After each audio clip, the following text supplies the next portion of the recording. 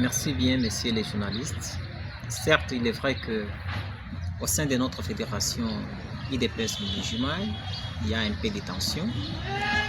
Depuis la semaine passée, soit samedi, il y a eu des tensions lors de la réunion hebdomadaire du comité fédéral de Bujumaï.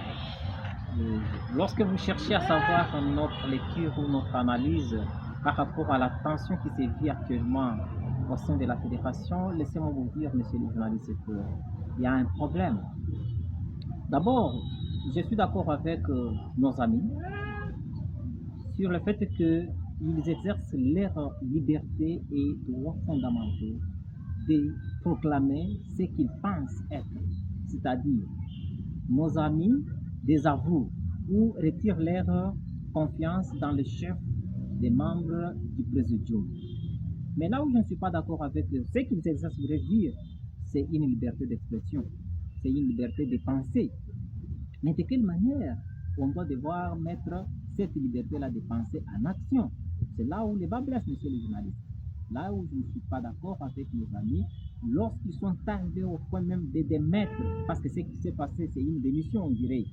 Ils ont démis de leurs fonctions les membres du comité, donc les membres du présidium, dans la mesure où non seulement qu'ils se sont limités au retrait de leur confiance dans le chef des membres du présidium du comité fédéral, mais jusqu'à aller les déférer devant une commission de discipline.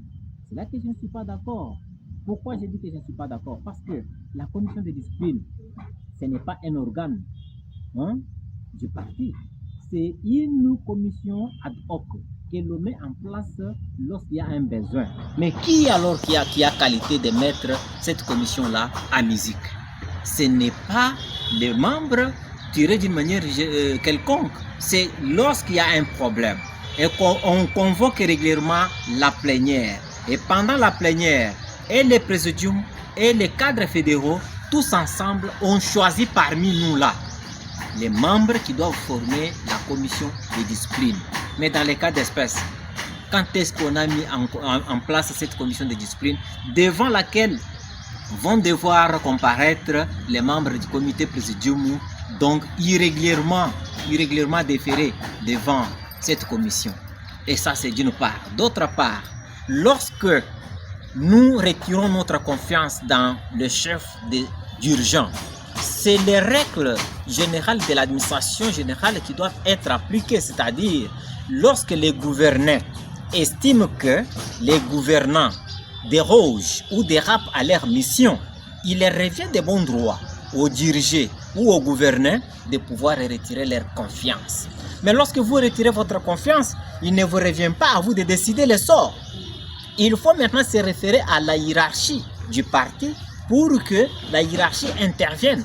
Mais lorsque vous retirez confiance, en même temps vous déférez devant la commission de discipline, c'est que vous vous êtes substitué à la place de la hiérarchie du parti. C'est une aberration. C'est anormal de constater que nous-mêmes là, nous retirons notre confiance, encore nous-mêmes, nous déférons, donc nous avons pris la place de l'autorité du parti. Dans les cas d'espèce, c'est lui qui a la possibilité ou le pouvoir de déférer, c'était le secrétaire général du parti faisant fonction du président du parti. Et non tout autre membre du parti qui défère. Parce que il faut se mettre dans la logique telle que les présidiums ou les membres du présidium, ce sont nos chefs directs. Ce sont nos chefs directs.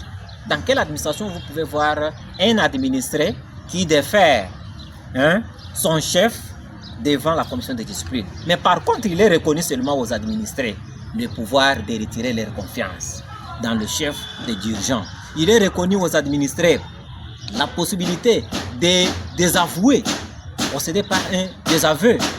Là, c'est un droit, c'est une liberté fondamentale qu'on ne peut jamais étouffer pour un motif quelconque.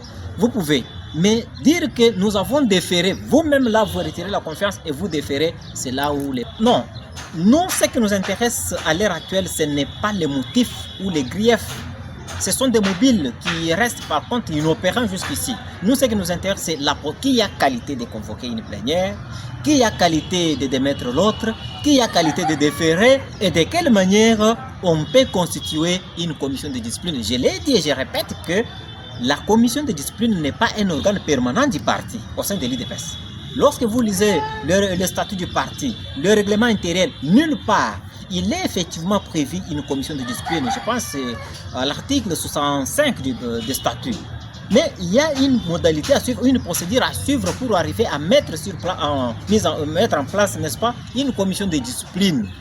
Ce qui m'importe maintenant, ce n'est pas les mobiles ou les raisons qui ont motivé les autres à prendre telle ou telle autre attitude par rapport aux raisons qu'ils évoquent. Je suis parfaitement d'accord avec eux parce que la gestion n'est pas du tout correcte. Mais il faut le faire quand? C'est lorsque l'intérimaire direct, parce que dans les cas d'espèce, l'intérimaire direct de la Fédération des Mbuji-Mayi n'est pas sur place, il est en déplacement. Tout ce qu'on a évoqué là, ça ne s'est pas produit pendant son absence. Ce sont des choses qui se sont produites il y a belle lurette. Pourquoi seulement les faire maintenant? Il fallait peut-être attendre son retour et débattre, chercher à avoir clarté ou la lumière sur toutes ces situations-là.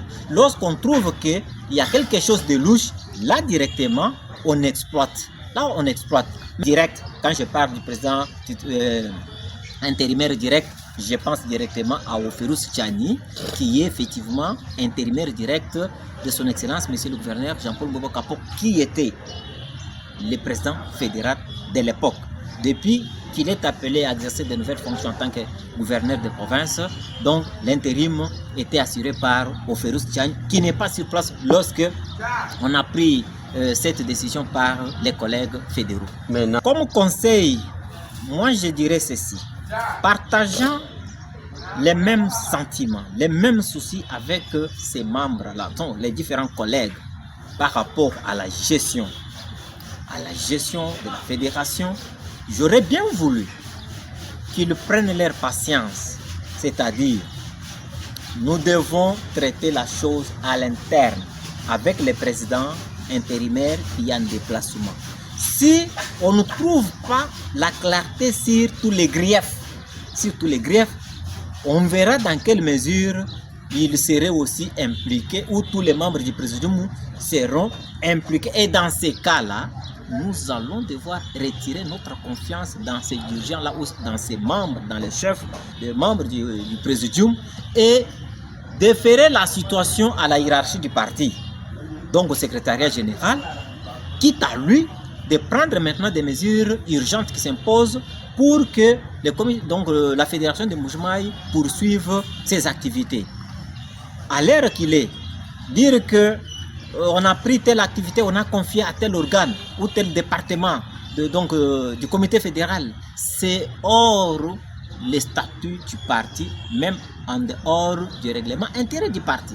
Parce que les statuts et les règlements du parti ne disent pas que lorsqu'il y a une telle crise, lorsque vous retirez votre confiance dans le chef de vos dirigeants fédéraux du présidium, et directement, voilà comment les choses devraient se passer. Non, on ne confie pas la continuité ou l'intérim à un département quelconque. Donc pour moi, je voudrais qu'on surseille la situation, qu'on attende les retours du président intérimaire attitré ou direct, qu'il revienne, qu'on débatte. C'est lorsqu'il y a échec, que l'on peut effectivement donc retirer totalement notre confiance dans le chef de ces membres du comité du présidium et demander l'intervention rapide du secrétaire général pour que le comité fédéral, donc la Fédération des Mbuji-Mayi, poursuive ses activités politiques comme d'habitude.